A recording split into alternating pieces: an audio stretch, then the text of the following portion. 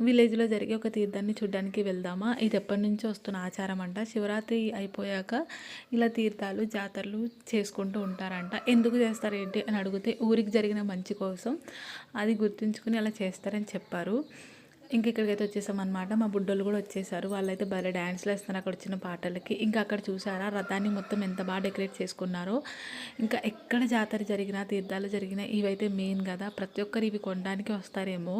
అక్కడ ఎంత క్రౌడ్ ఉందో అసలు. ఇంత కూడా ఖాళీ లేదు. ఫస్ట్ టైం చూడడానికి వచ్చాను కాబట్టి నేను కొంచెం ఇబ్బంది పడ్డాను.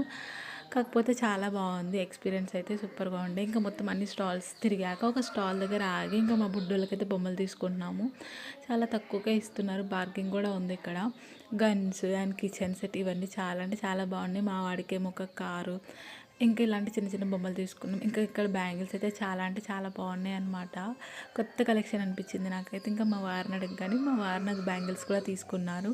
ఇంకా తర్వాత రథం వచ్చేసింది. అది సెకండ్ పార్ట్‌లో చూపిస్తాను. బాయ్.